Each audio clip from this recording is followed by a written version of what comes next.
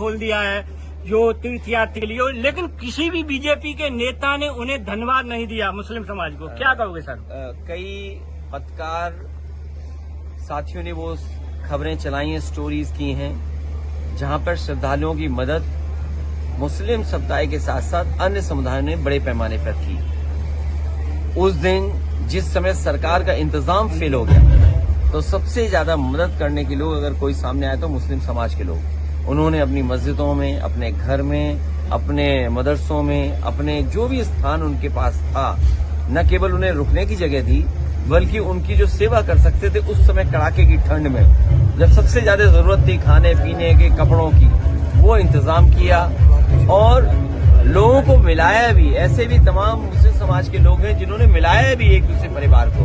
मिलाने के साथ साथ कई जो बीमार होने पर या हार्ट अटैक होने पर भी डॉक्टर सामने आए जो मुस्लिम समुदाय के थे। इसलिए मैं ये बात याद दिलाना चाहता हूँ, ये बीजेपी के लोग तो ऐसा प्रचार कर रहे हैं कि कुंभ पहले होता ही नहीं था, कुंभ का आयोजन बीजेपी ही करा रही है।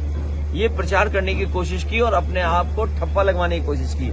लेकिन सच्चाई ये जो डॉक्यूमेंटेड हिस्ट्री कहती है वो ये कहती है कि सम्राट हर्षवर्धन ने कुंभ लगाने की परंपरा शुरू की थी। जब सम्राट हर्षवर्धन कुंभ लगाते थे तो तमाम समुदाय के लोग, तमाम धर्म के लोगों को बुला करके वहां पर दान या उनसे मिलने का या आध्यात्मिक कार्यक्रम होते थे। स्नान करना, दान करना। बीजेपी से क्या उम्मीद करोगे कुछ दान करेंगे? ये दान नहीं करेंगे, ये आपसे सब कुछ छीन लेंगे। समाज में धर्म हमारा व्यापार का सवाल नहीं हो सकता है। जो लोग कुंभ को व्यापार समझ रहे हैं वो सबसे ज्यादा हिंदू धर्म को ठेस पहुंचा रहे हैं। वो कह रहे हैं कि अगर हमने 10,000 12,000 करोड़ रुपए लगाए भी हैं, इससे 3 लाख करोड़ का व्यापार होने जा रहा है। और अगर 3 लाख करोड़ का व्यापार यूपी को हुआ है तो कम से कम जीएसटी तो मिली होगी ना। अगर 3 लाख करोड़ का कारोबार हुआ है तो आप सब व्यापार से जुड़े लोग हैं, तो हमें मुख्यमंत्री जी ये बताएं कि जीएसटी कितनी मिली होगी।